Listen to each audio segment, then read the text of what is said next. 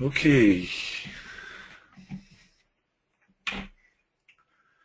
Bonjour à tous et bienvenue dans ce 11e épisode du Dev du jeudi. Ok, je vais partager mon écran.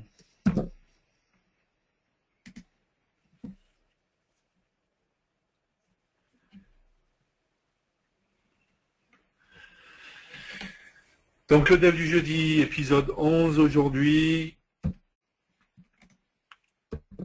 On va parler de développement mobile, mais de développement mobile avec HTML5 Builder. Donc on ne va pas parler encore de la X4 et du développement iOS dans la X4. Ça, ce sera la semaine prochaine. Mais aujourd'hui, on va continuer avec HTML5 Builder. On en avait parlé la dernière fois. Simplement, cette fois, on va parler de la partie développement mobile avec HTML5 Builder. Donc, on va voir ce qu'on peut faire au niveau de développement mobile. Donc, on va développer des applications web mobiles. Même si on verra qu'on l'a fait, on peut générer des applications natives. On utilisera bien entendu jQuery mobile. On verra la connexion aux données, la connexion à DataSnap. Surtout, on verra la génération des applications pour Android, pour BlackBerry, pour Windows Phone, et ainsi de suite, pour les autres types qui sont supportés. Et on va voir donc toute une série de choses sur ce développement mobile sur cette journée-là. Au niveau des nouveautés, je rappelle que le RAD Studio X4 est sorti maintenant. Une des principales nouveautés du RAD Studio X4, c'est bien entendu le développement mobile pour iOS avec Delphi directement, pas avec C++ Builder pour le moment, seulement avec Delphi. Donc c'est pas ce qu'on va voir aujourd'hui, hein. Sur cette partie-là, on la verra la semaine prochaine.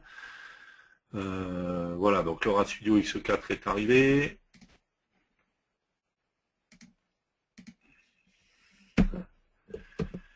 Je rappelle que suite au lancement du RAD Studio X4, il y a une offre qui permet de bénéficier de 10% de remise. Attention, cette offre se termine bientôt, en fait, puisqu'elle se termine le 22 mai 2013. Donc, il vous reste moins d'une semaine pour en bénéficier.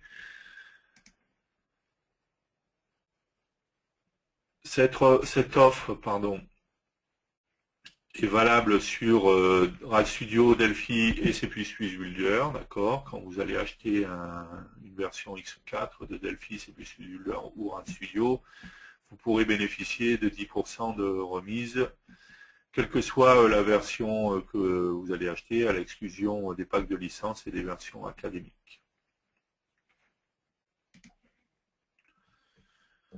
N'hésitez pas donc à nous contacter. Je vais juste ça.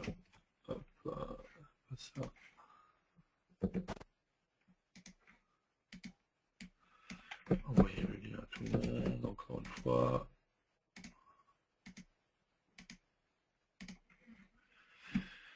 Donc n'hésitez pas à nous contacter si vous avez des questions par rapport à cette offre. Et encore une fois, il ne vous reste que jusqu'au 22 mai pour pouvoir en bénéficier.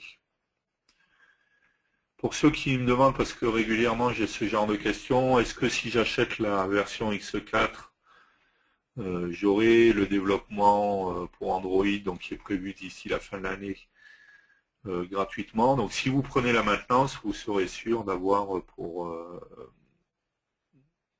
le développement pour Android à partir du moment où vous prenez une version entreprise minimum. Je rappelle que dans la X4, c'est la même chose. Pour avoir le développement mobile pour iOS, donc aujourd'hui dans la X4, il faudra être en version entreprise minimum. Pour ceux qui seraient en version pro et qui voudraient quand même bénéficier du développement mobile, il faut savoir que si vous avez un Delphi Pro ou un C++, enfin un Delphi, puisque la partie mobile est que pour Delphi pour le moment, vous pouvez bénéficier d'un pack spécifique qui vous permet d'avoir la version mobile moins chère qu'en passant sur une version entreprise. Sinon, l'autre solution, ça serait également d'acheter le RAD Studio qui comprend tous les produits. Et dans ce cas-là, dès la version Pro, vous aurez accès au développement pour iOS. Pour Android, je ne sais pas vous dire pour le moment, si ça sera également dans le RAD Studio, dans le RAD Studio Pro. Donc, ce qui est sûr, c'est que si vous voulez aujourd'hui acheter la X4 en version Delphi Entreprise, par exemple, ou Rad Studio Entreprise, par exemple, et que vous voulez pouvoir bénéficier du développement Android, il faudra prendre la maintenance, ce qui vous permettra, dans ce cas-là, de bénéficier directement et gratuitement du développement pour Android quand il sortira.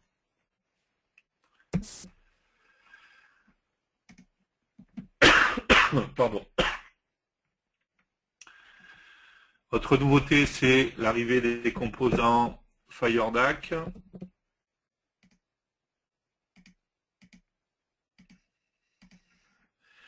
Donc FireDAC, c'est des composants d'accès aux données qui vous permettent d'accéder aux principales bases de données du marché. On trouve plus de bases de données que sur DB Express. C'est également, ça fait partie également des outils qui sont des composants qui sont disponibles pour le développement mobile, donc sur iOS aujourd'hui, qui vous permettent à partir de iOS d'accéder aux différentes bases de données. Si vous êtes en version X4, vous aurez directement la version de FireDAC. Si vous êtes en version X4 entreprise minimum, encore une fois, puisque les accès aux données sont disponibles à partir de la version entreprise. Dans le cas du Rad Studio Pro, c'est un petit peu particulier. Dans ce cas-là, vous aurez la version accès aux données pour iOS et pas accès aux données à toutes les bases de données. Voilà. Si vous voulez avoir FireDAC avec tous les accès aux bases de données, il vous faudra dans ce cas-là être en version entreprise. Donc si vous êtes en X4, vous pouvez récupérer gratuitement, je crois que William a envoyé le lien directement à tout le monde, la version de FireDAC. Vous pouvez la télécharger et l'installer, ok. C'est pas encore inclus dans l'installeur de la X4, mais vous le récupérez à côté, vous l'installez, il n'y a pas de problème. Si vous êtes en X3 entreprise, vous avez également un lien qui existait pour pouvoir récupérer. Sinon, si vous êtes en version pro, il faut savoir qu'il y a une offre actuellement, encore une fois, qui est valable que jusqu'au 22 mai. Non, pour FireDAC, c'est plus loin, c'est fin juin. Qui vous permet de bénéficier des composants d'accès aux données FireDAC dans votre version Pro à un tarif moins élevé qu'en passant sur une version entreprise. Voilà, donc n'hésitez pas à revenir vers nous si vous avez des questions par rapport à ces offres.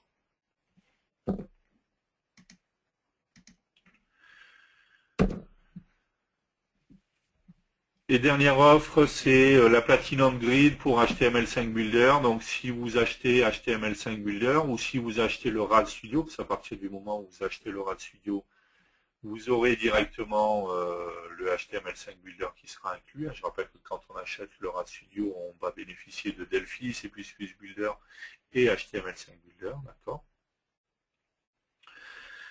Donc, si vous achetez le HTML5 Builder ou le Rad Studio, vous bénéficierez de composants Platinum Grid, qui sont des composants pour le HTML5 Builder, qui vont vous permettre d'avoir accès à une grille un peu plus évoluée que la grille standard que vous pourriez avoir ou créer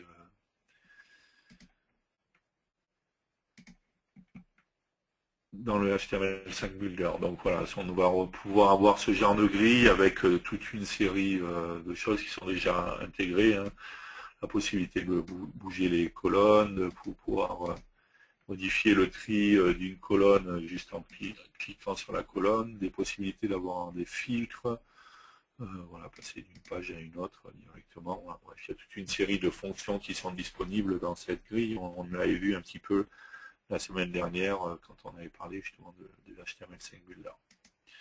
Donc vous aurez ce composant gratuitement, c'est une version light de la Platinum Grid. C'est intégré directement dans le DI, vous avez le composant, vous le posez, voilà, vous n'avez plus qu'à l'utiliser. Vous pouvez ensuite aller vers, puisque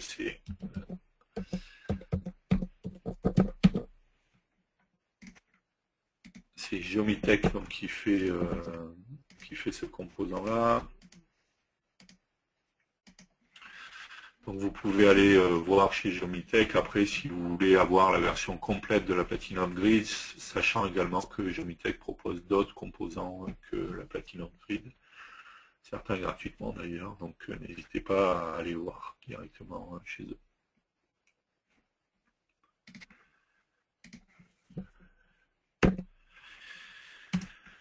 Ok. C'est fini pour les offres en cours, pour ce qui est proposé.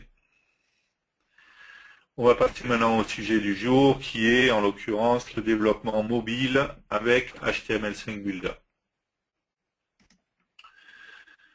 Pour ça, je suis donc dans le HTML5 Builder.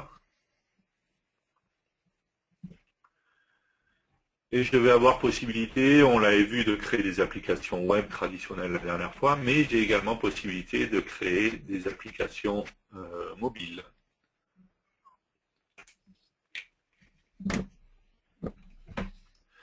Pour ça, si je vais sur Nouveau, j'avais vu la dernière fois dans le projet HTML5 Builder que je pouvais créer des applications web plus traditionnelles. Et j'ai également la possibilité de créer des applications mobiles. On l'avait vu la semaine dernière, donc on ne va pas revenir là-dessus pour expliquer la différence, juste en 2 mots. J'ai eu possibilité de créer des applications mobiles clients, des applications mobiles serveurs, d'accord. Parce qu'on va voir que ces applications mobiles, ça peut être des sites web, mais on pourra aussi, on verra à la fin, packager des vraies applications. Dans la partie cliente, en fait, en l'occurrence, je n'aurai pas du tout de PHP, je n'aurai que du JavaScript, d'accord. Donc dans ce cas-là, j'ai pas besoin d'un serveur web, j'ai pas besoin de PHP et autres. Je peux prendre cette application, la mettre sur n'importe où et l'utiliser directement. Dans le cas de l'application mobile serveur, je vais créer une vraie une application avec du PHP. On pourra également faire du JavaScript, il n'y a pas de problème. On verra qu'au final, tout ça, on peut le packager pour créer une application native qui sera directement intégrée au téléphone. Donc, on va commencer par créer une application mobile serveur.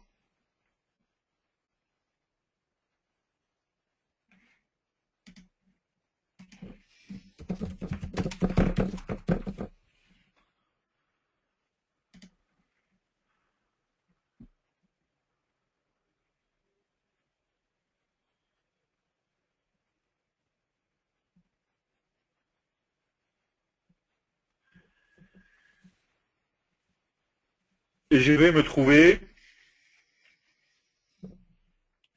devant cette page, d'accord, en conception, comme j'ai pu le voir la dernière fois. J'ai ma structure ici, j'ai mon inspecteur d'objets avec les événements et toute la partie JavaScript. Je vais retrouver ici ma palette d'outils, j'ai retrouvé mon explorateur de données, ça n'a pas changé. La grande différence, on le voit rapidement sur la partie centrale, c'est que ma page a une taille particulière, d'accord, et elle a un design aussi particulier.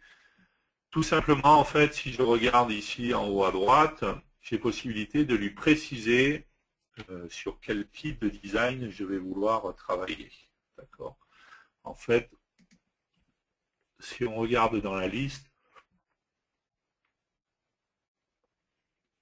je vais retrouver toute une série de tailles de mobiles en fait qui existent. Donc iPhone en position verticale, iPhone en position horizontale, iPad, d'accord, iPad en horizontal, en vertical, et plus d'autres types qui ont été préprogrammés.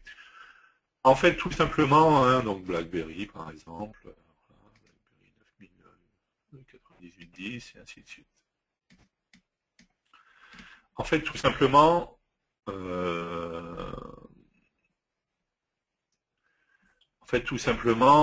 on définit une taille d'écran, d'accord. Tout ce qui est paramétré ici, c'est tout simplement une taille de notre écran. On a un contour hein, qui est là juste pour faire joli, donner une impression de ce que ça pourra donner. Mais en l'occurrence, c'est juste une taille d'écran, d'accord. Si je regarde ici iPhone vertical, on voit qu'on est à 320 x 480. Si je m'amuse à regarder ici ma page, je vois bien que j'ai une propriété width qui est 320. Donc, je te rappelle, on avait vu la dernière fois qu'on avait ce genre de souci, des fois quand on est sur la propriété, on ne la voit plus. Et on a une propriété 8 qui est ici, qui est bien en 480. Donc c'est simplement une taille d'écran, d'accord? Il y a un contour qui est là pour faire joli, mais en l'occurrence, ce n'est qu'une taille d'écran, d'accord? Je peux tout simplement, en fait, pour rajouter mes propres tailles d'écran, si je voulais. Si je vais dans la liste tout en bas, en fait, je vais voir que j'ai ajouté un nouveau périphérique. Dans ajouter un nouveau périphérique, je peux mettre une description, d'accord?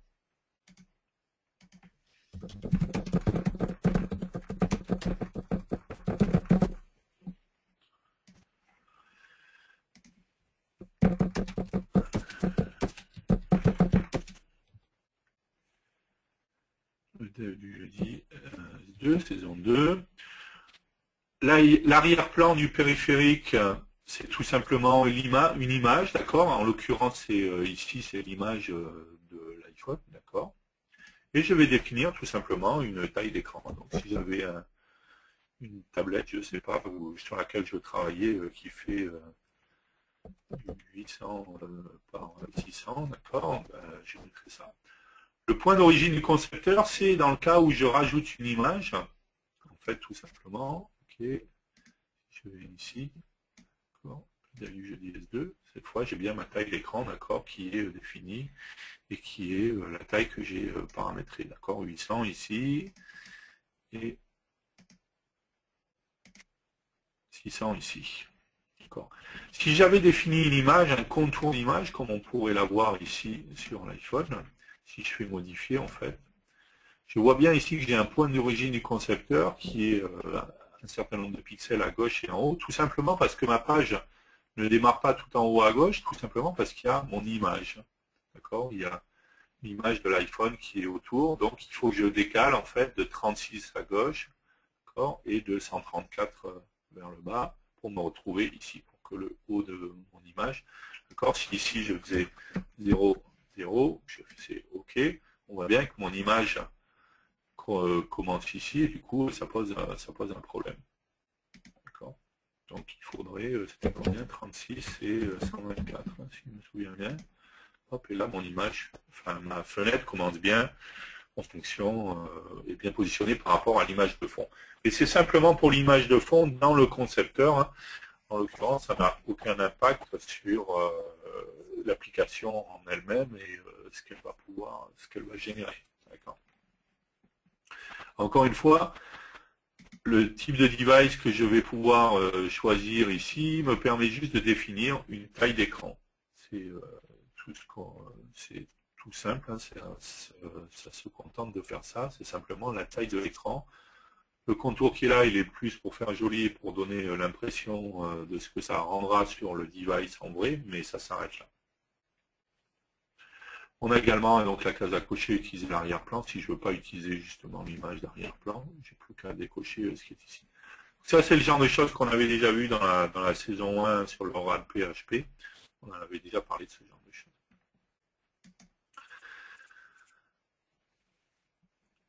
Donc, quand je crée une application mobile, je me retrouve avec cette page-là. Quand je regarde au niveau du code, je vais me rendre compte en fait que contrairement à une application web traditionnelle, en fait, hein, si je m'amuse ici à créer une application web serveur, ok, on voit bien ici que je crée une page, d'accord. Dans les unités que j'utilise, il y a form cnc.php, d'accord. Lorsque je vais créer une application mobile serveur, en fait, je vais créer ici une mpage, d'accord, qui est une page mobile dans ce cas-là, d'accord. Et en l'occurrence, si je regarde dans les unités qui sont utilisées, je vais voir que j'utilise ce qui se trouve dans le répertoire de jQuery mobile. D'accord. Donc j'utilise bien déjà jQuery mobile et tous les composants que je vais utiliser vont être basés là-dessus. Alors je vous encourage fortement à partir du moment où vous faites du développement web mobile, à vous pencher sur jQuery mobile, d'accord, à ne pas hésiter à aller voir les démos, d'accord, à voir ce qui sera généré, quel est le principe de fonctionnement et tout ça. Vous pouvez aller directement sur le site web jquerymobile.com, mais vous avez également, si vous allez sur accueil, aide, vous retrouverez ici jQuery Mobile, la documentation jQuery Mobile. D'accord. Donc n'hésitez pas à aller voir ça également. Si on regarde sur la partie composants, en fait, d'accord, dans la palette d'outils, on va se rendre compte que on retrouve simplement les composants qui sont spécifiques justement pour le mobile, d'accord. Il y a toute une série de composants standards qui existaient, qui ne vont plus être là. Si je regarde en standard, je vais pratiquement rien trouver, d'accord. Par contre, si je regarde dans mobile, je vais trouver toute la partie des composants qui sont des composants mobiles, d'accord. Donc on va trouver une frame, un bouton, un panel, checkbox, radio button, edit, ainsi de suite, qui sont des composants qui vont utiliser jQuery Mobile.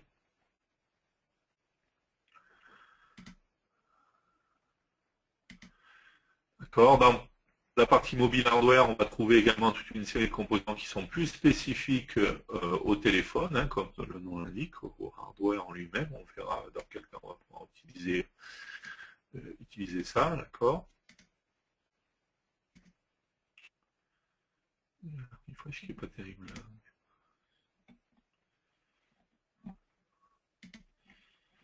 Je ne sais pas ce qui se passe là, mais...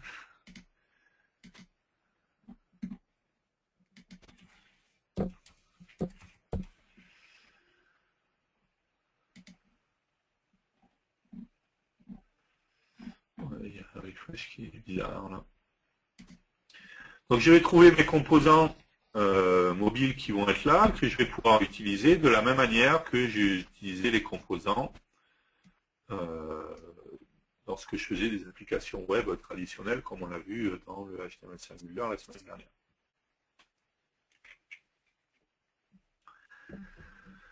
La différence, elle est, déjà, on va se rendre compte dans l'aspect des composants, hein, on se rend compte qu'on a un aspect très particulier, donc c'est lié à jQuery Mobile, c'est ce qui est prévu dans jQuery Mobile, d'accord. On va se rendre compte après qu'il y a pas mal de composants qui ont des types particuliers, enfin qui ont des propriétés particulières, d'accord.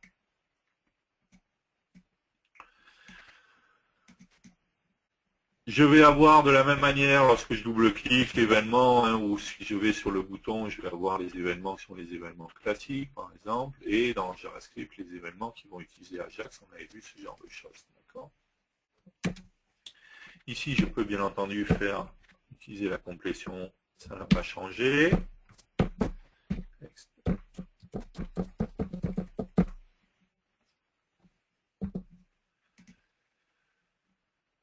Je vais aller enregistrer tout ça.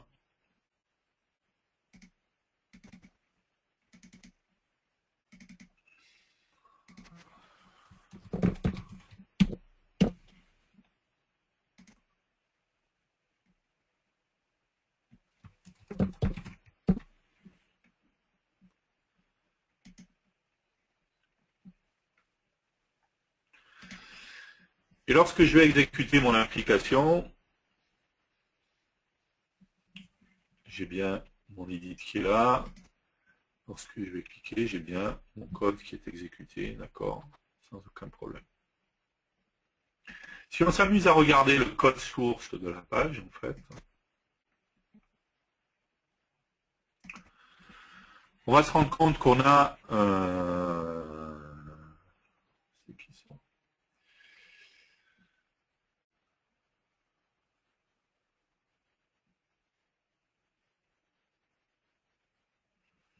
ici, donc j'ai bien mon medit 1 qui est là, d'accord, avec son type qui est un type input et le type texte, d'accord.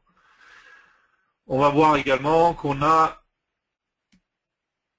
au niveau de la page un div, une balise div, d'accord, avec un data role qui est égal à page.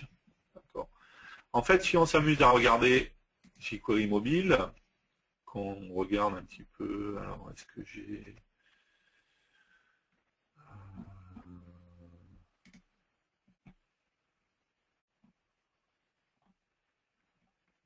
une démo où j'ai un petit peu tout en contrôle.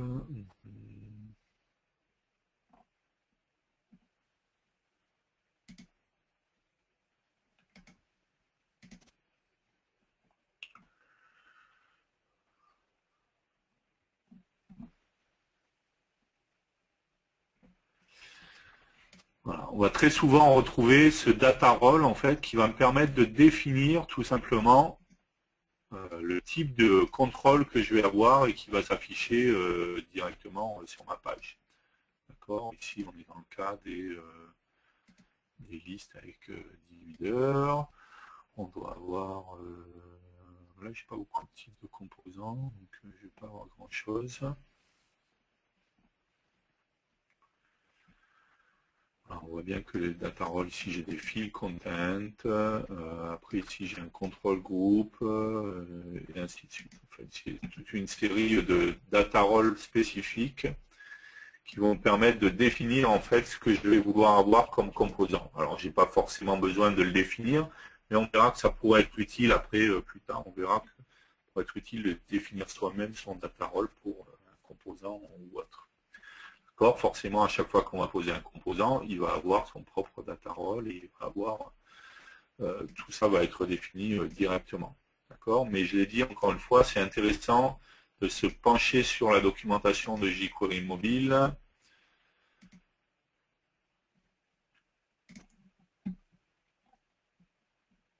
Et de voir, par exemple, voilà, on voit que pour les boutons, on a un data role est égal à bouton. Pour les list view, on a un data role qui est égal à list view, d'accord, et ainsi de suite. Donc très souvent, c'est le data role qui va définir en fait ce qui va apparaître et ce qu'on va avoir comme composant, d'accord. On a un data role pour la page justement et ainsi de suite. Donc on reviendra sur cette partie data role justement dans la journée. Donc de la même manière que on l'avait vu lors de la semaine dernière, lors du développement web plus traditionnel, on a la possibilité de définir des événements classiques, d'accord, qui sont des événements PHP, d'accord, traditionnels.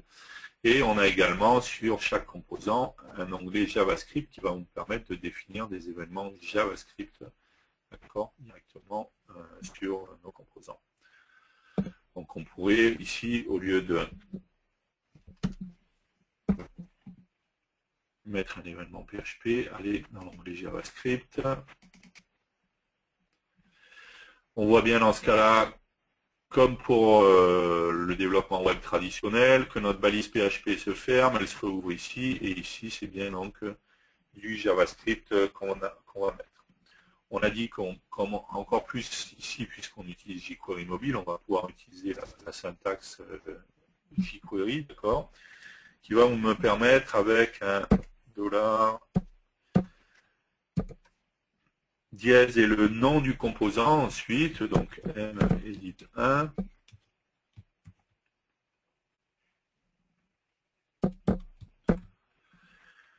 On pourrait faire un val par exemple, et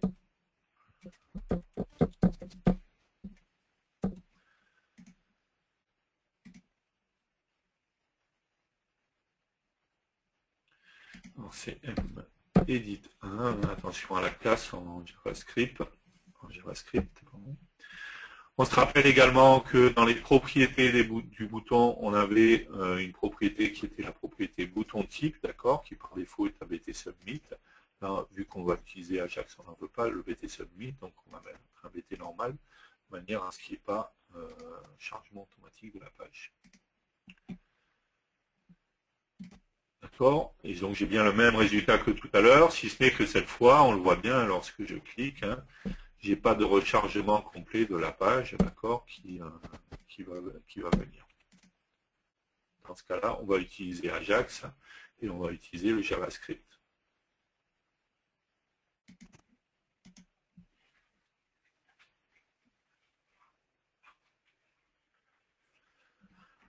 Ok, donc je vais pouvoir composer, créer mon application directement, qui est mon application mobile. Hein. Donc après, on va revenir hein, sur les différents composants, on va voir des astuces pour comment aligner les composants, comment faire que quand je sois en portrait ou en paysage, ça soit toujours pareil, et ainsi de suite.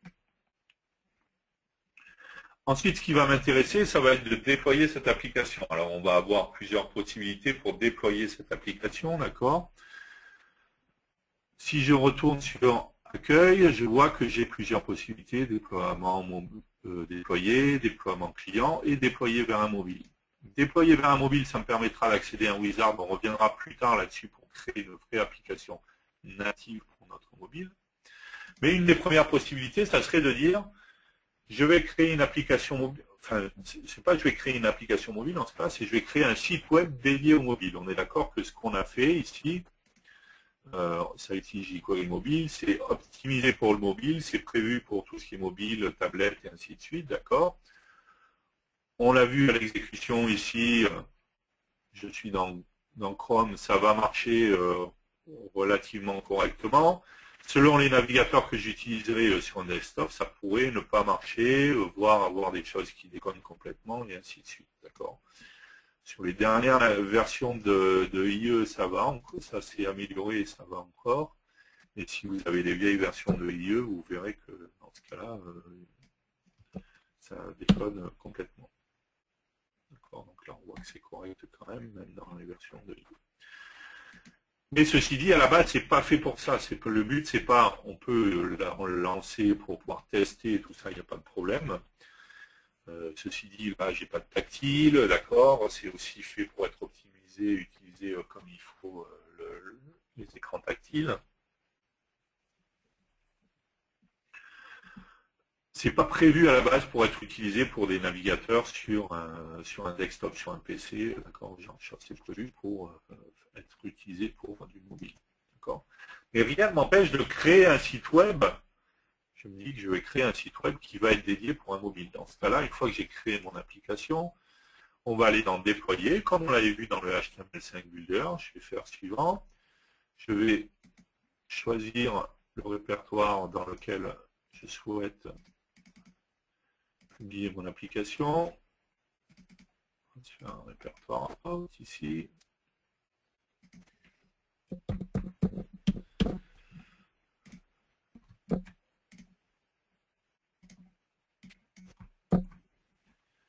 Je vais faire suivant. Je peux cocher processus détaillé hein, si je veux, simplement pour voir plus en détail tout ce qui me génère. OK. Je vais faire terminer. Je suis revenu au début ici.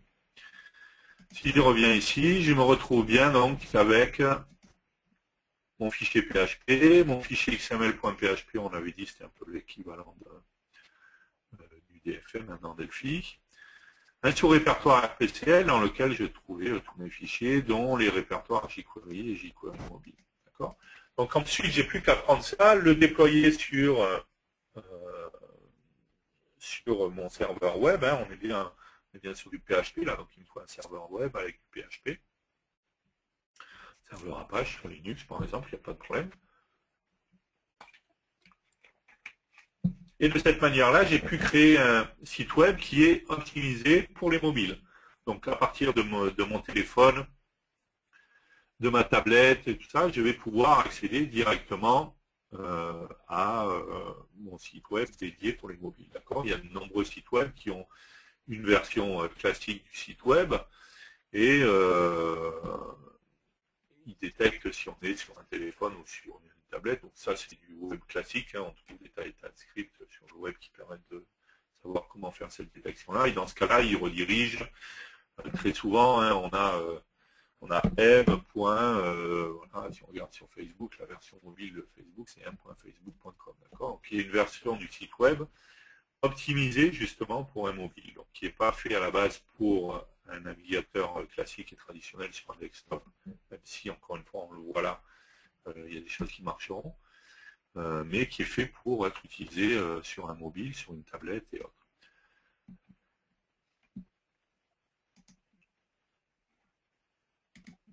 Donc une première possibilité, c'est ça, c'est de créer une application mobile. On reviendra cet après-midi, on verra qu'on peut créer aussi une vraie application mobile.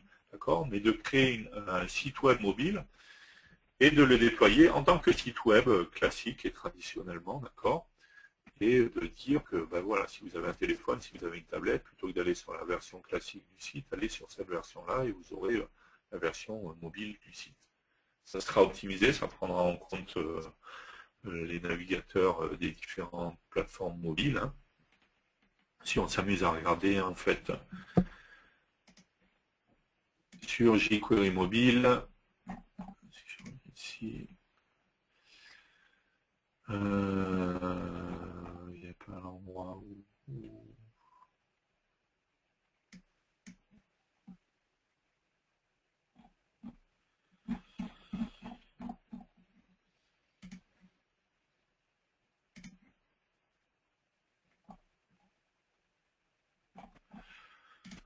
Bon, je ne sais plus où c'est, ça a changé, leur site a changé, c'est pas comme ça avant. Il me semblait qu'il y avait un endroit qui référençait justement tous les smartphones et les tablettes qui étaient supportés, quoi. Donc, bon, peu importe. En tout cas, les principaux les smartphones et les principales tablettes du marché sont supportés sans aucun problème par jQuery mobile. Ok, donc première solution, ça serait ça, de déployer mon application en tant que site web et d'avoir un site web dédié au mobile. La deuxième solution, on va la voir là juste rapidement pour en parler. Cet après-midi, on verra exactement pour chaque plateforme comment ça se passe. Ça serait de créer une application, une vraie application mobile en fonction de la plateforme que je souhaite cibler. Pour ça, si je vais sur Accueil, au lieu d'utiliser Déployer, je vais pouvoir utiliser Déployer vers un mobile. Dans cette partie Déployer vers un mobile, je vais tomber sur un wizard qui va me permettre d'entrer déjà, de sélectionner quelle est la plateforme vers laquelle je souhaite déployer. On va remarquer au passage qu'on peut déployer pour créer une application pour iOS, Android, BlackBerry, Symbian, WebOS et Windows Phone. Il faut savoir que dans le cas de iOS, Android et BlackBerry, je vais pouvoir compiler directement mon application. Alors, directement, plus ou moins, ça va dépendre de ce qu'on utilise, notamment dans la partie iOS. Dans les autres cas, en fait, je vais utiliser un système qui est disponible avec PhoneGap, avec la technologie PhoneGap. Donc, en plus de jQuery mobile,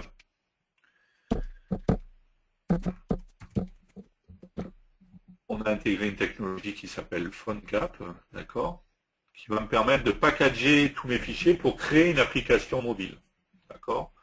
On voit bien le principe, je pars de fichiers HTML5, JavaScript, et ainsi de suite.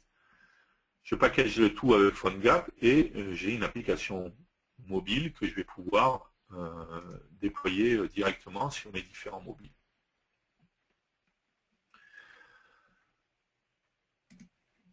On a dit, si j'utilise iOS, Android ou BlackBerry, je vais pouvoir compiler directement mon application, packager directement mon application.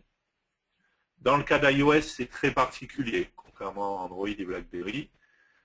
Il va me falloir, encore une fois, obligatoirement un Mac, d'accord, qui va me permettre de packager et de compiler cette application. Tout simplement, si je m'amuse ici à choisir iOS, d'accord, je peux choisir quelle est la version d'iOS que je veux. Prenons la 5.1 par exemple. On va ici se faire un répertoire iOS. Je vais faire suivant. Je peux préciser les différents icônes qui sont nécessaires et tout ça. Le répertoire de destination. OK. Suivant.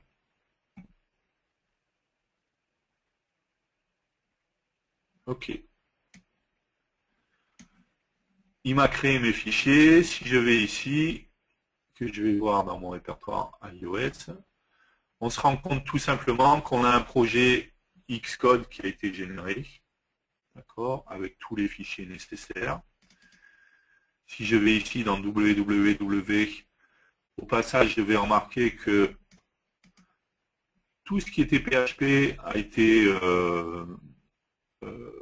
modifié, d'accord? Il m'a généré de l'HTML, des CSS et du JavaScript, d'accord? Dans RPC Elbin,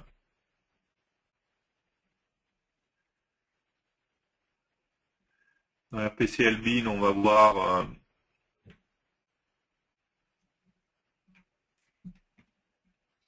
je ne sais pas si le son est toujours correct ou pas. Parce que j'ai plus le retour. Bon, ok, c'est pas grave. On me dit que oui, donc je vais continuer. Donc dans RPC Elbin, je vais avoir jQuery et jQuery mobile. D'accord. Donc là, on parle plus de PHP. En fait, il m'a généré que du JavaScript, en fait. Mais dans le cas d'iOS, en fait, c'est un cas un petit peu particulier. Toujours pareil hein, avec Apple, de toute manière. Tout ça, il va falloir que je le prenne, que j'aille sur mon Mac, que j'ouvre mon projet Xcode et que je le compile directement sur mon Mac pour pouvoir générer mon application. Donc là, j'ai pas le choix. Il faudra obligatoirement un Mac. De toute manière, et vous allez vouloir déployer, il vous faudra un Mac pour générer les certificats et autres. Donc ça, c'est le premier cas. Dans le cas d'iOS, vous serez obligé d'utiliser et d'avoir l'utilisation d'un Mac.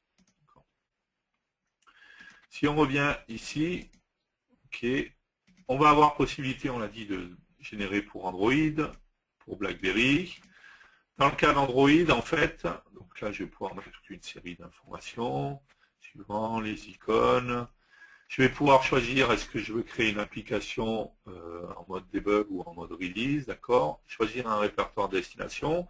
L'avantage d'Android, c'est que là, cette fois, je vais pouvoir utiliser le SDK qui a été installé directement avec le HTML5 Builder pour qu'il me package mon application, d'accord. On ne va pas le faire là directement, parce qu'on reviendra plus en détail sur cette partie Android, justement, cet après-midi. Pour BlackBerry, ça va être la même chose, si ce n'est que il va falloir que je pense à installer d'autres choses, mais voilà, donc il me précise par contre que certaines fonctionnalités ne seront pas disponibles sur les tablettes BlackBerry Playbook.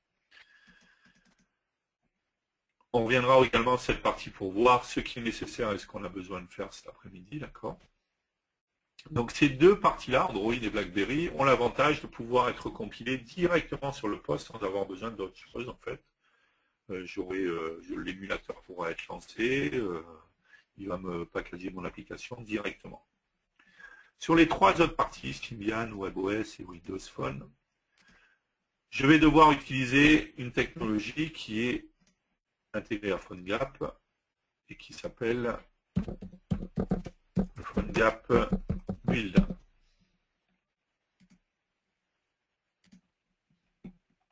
Je n'ai pas pensé à donner tous les liens. Hop.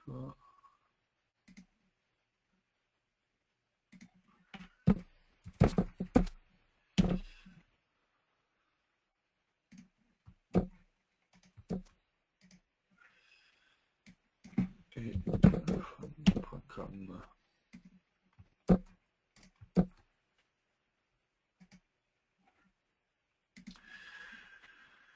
Donc PhoneGap Build, c'est un système qui a été mis en place avec PhoneGap, donc qui a été racheté par Adobe maintenant, qui va me permettre en fait de demander à compiler mon application directement par PhoneGap Build.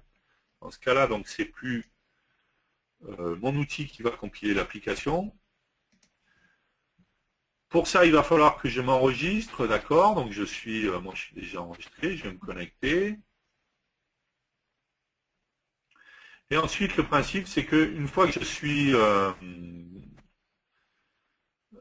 suis enregistré, je vais pouvoir en fait rajouter des applications dans mon PhoneGap Build, d'accord. Et je vais pouvoir demander à PhoneGap Build, pas confondre, de compiler directement mes applications. J'essaie de trouver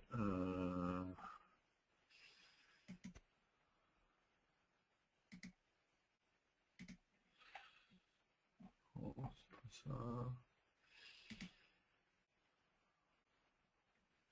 Alors tout ça, c'est pas gratuit, bien entendu. C'est ça que je cherchais. Je trouve plus à quel endroit c'était.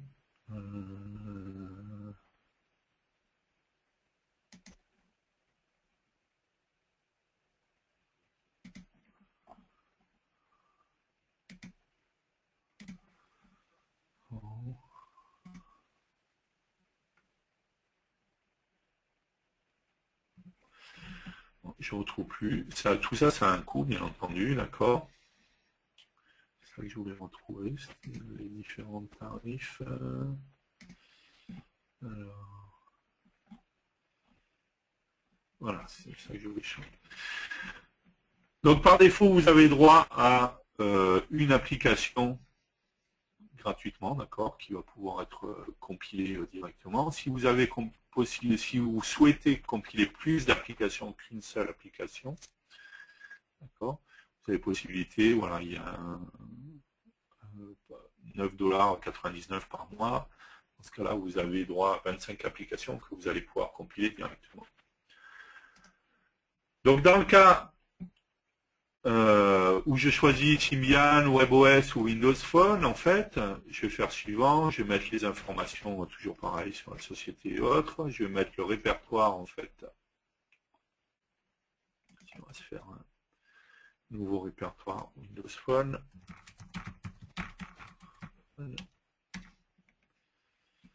Hop.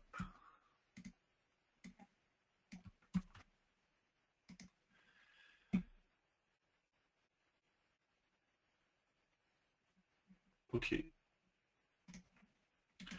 Si je vais dans Windows Phone, je vais me rendre compte en fait tout simplement que j'ai un fichier zip qui a été généré. D'accord. Dans le fichier www, je retrouve mes fichiers HTML et ainsi de suite. D'accord. Donc ils sont déjà intégrés dans le zip, hein, je n'ai pas besoin de les mettre dans le zip. En fait, le zip contient tout simplement tout ça. Hein. Simplement que je trouve là les sources et puis le fichier zipé. Et ça va me permettre directement en fait de retourner sur PhoneGap Build. Hop.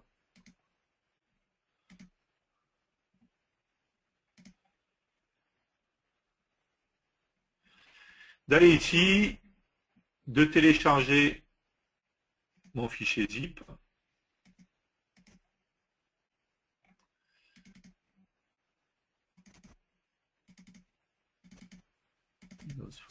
Hop, mon fichier zip.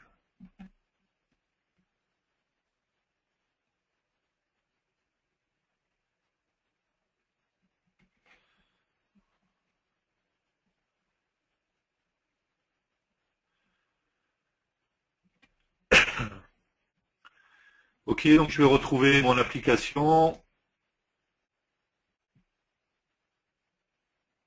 Et ici, je vais pouvoir choisir en fait tout simplement les plateformes sur lesquelles je souhaite compiler mon application. Ok, donc je vais pouvoir compiler pour Windows Phone, également pour les autres plateformes, en fait, Android, HP, iOS et ainsi de suite. D'accord. Mais ce qui est sûr, c'est que dans le cas de Windows Phone, comme dans les autres cas, hein, j'aurai la même chose pour Symbian et WebOS, je serai obligé de passer par ce système-là, en fait, pour générer mon application. D'accord. Que ce soit sur Symbian, WebOS ou Windows Phone, il n'y aura pas de compilation directement. Je serai obligé de passer par ce principe-là. Dans le cas de iOS, Android ou BlackBerry, je peux également utiliser ce principe-là, hein, puisqu'on voit qu'on a dans toutes les plateformes, on a bien iOS, Windows Phone, HP, Android, le BlackBerry, ainsi de suite, d'accord. Mais je vais pouvoir également compiler directement aussi avec l'outil que j'ai, sauf dans le cas d'iOS où il faut que je passe sur mon Mac, mais dans le cas d'Android ou BlackBerry, je vais pouvoir utiliser l'outil pour compiler, générer et packager mon application directement. D'accord. Donc ça serait l'autre solution pour créer une application. La déployer vers un mobile, on reviendra encore une fois sur la partie Android et BlackBerry, pas sur iOS, parce qu'on ne va pas s'attarder là-dessus, surtout que la semaine prochaine, on verra qu'on peut créer des vraies applications natives iOS avec Delphi. Mais on va s'attarder cet après-midi également sur la partie Android et BlackBerry. On ira jusqu'au bout pour packager une application pour voir comment ça se passe. D'accord? Donc c'est à savoir, dans Android, BlackBerry, vous allez pouvoir directement sur votre PC générer votre application. Dans le cas de Symbian, WebOS ou Windows Phone, vous ne pourrez pas le faire directement sur votre PC. Il faudra passer par le système PhoneGap Build, qui encore une fois est gratuit pour une application, mais si vous avez plusieurs applications, il faudra payer dans ce cas-là. Sachant qu'une application, une fois que vous avez généré votre application, vous pouvez la supprimer. Du coup, vous avez toujours accès à une application. Mais c'est une application en même temps, quoi. Il ne peut pas y en avoir plusieurs en même temps que vous packagez. Ok, on va faire une petite pause. Encore une fois, sur la partie Android, BlackBerry, on reviendra cet après-midi là-dessus, d'accord, il n'y a pas de problème. Et on verra justement comment on peut générer directement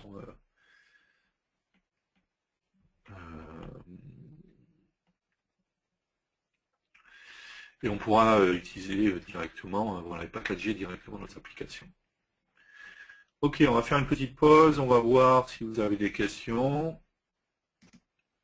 On va revenir un jour sur les applications, sur jQuery mobile, on va voir les différents composants, comment ils fonctionnent. Alors, question.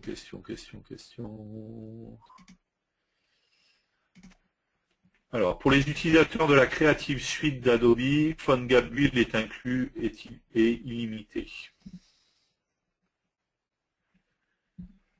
Donc oui, il y a deux solutions, c'est-à-dire que vous avez possibilité de vous inscrire directement sur PhoneGap Build, d'accord, de vous inscrire ici, de vous enregistrer, et ainsi de suite, d'accord. Ensuite, on va, dans ce cas-là, on sera soumis à ce qu'on avait vu là, les différents plans. Soit je m'inscris juste gratuitement et j'ai accès à une application, sinon si j'en veux plus, voilà, soit je joue avec eux, si 25 ça me suffit, je paye ça par mois. Soit j'ai, avec Adobe, il y a un nouveau système où on peut avoir la Creative Suite Adobe avec tous les outils. Dans ce cas-là, vous avez un accès à PhoneGap Build qui est inclus et dans lequel il n'y a pas de limitation, puisque vous avez déjà payé les outils d'Adobe, hein, et que PhoneGap Build, ça a été racheté maintenant, et ça fait partie, enfin PhoneGap, ça fait partie des outils d'Adobe. Donc vous avez les deux solutions. Pour ceux qui ont déjà les produits et la Creative Suite, ben, du coup, vous n'avez pas besoin de payer le supplément. Si vous voulez juste vous enregistrer, vous pouvez vous enregistrer sur PhoneGap Build, et dans ce cas-là, vous payez que ce qui concerne.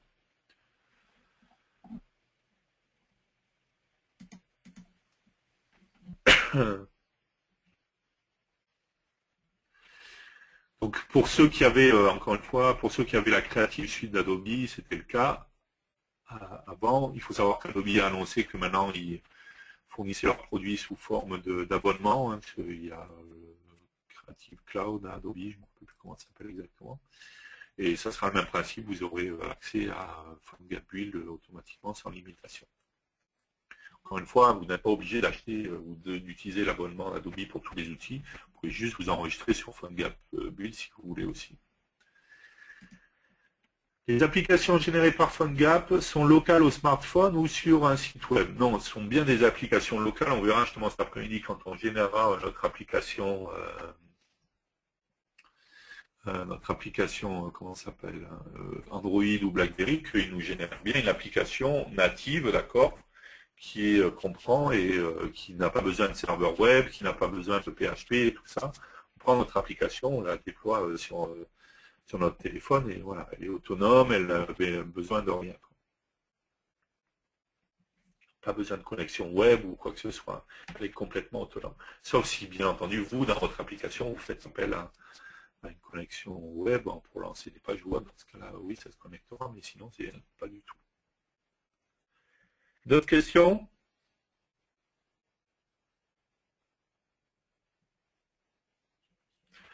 Non? Ok, on va faire une petite pause alors.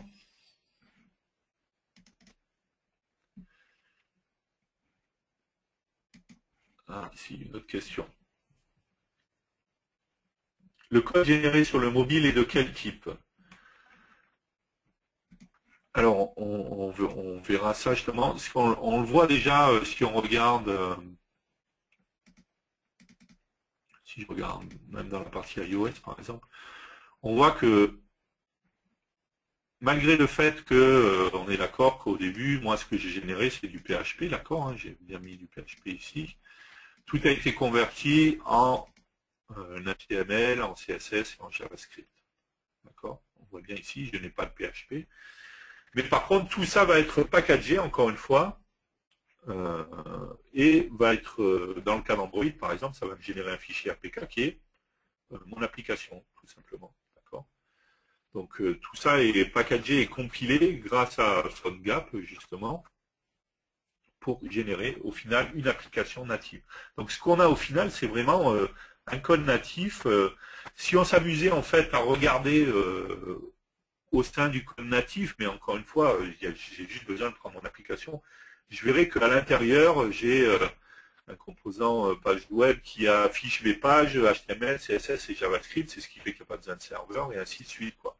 Mais j'ai bien, dans le cas d'Android, un fichier APK, c'est comme si j'avais un exe sous Windows, quoi. Chez mon APK, il est autonome, il fonctionne tout seul et il n'y a pas de problème, quoi, en fait. Hein. Donc, ce qui me génère, c'est une application native, encore une fois. Pour iOS, il compilera tout, on voit bien qu'il m'a généré du Xcode, mais il compilera tout et il me générera une application iOS native. C'est le cas dans toutes les plateformes mobiles. Il va me compiler une vraie application native. À la différence du déploiement classique qu'on a vu tout à l'heure, où là, je génère un site web. Dans le cas de déployer vers un mobile, c'est une vraie application native qui sera générée. D'autres questions?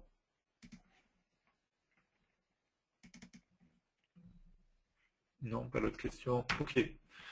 On fait une petite pause café, et puis on se retrouve dans quelques minutes. À tout de suite.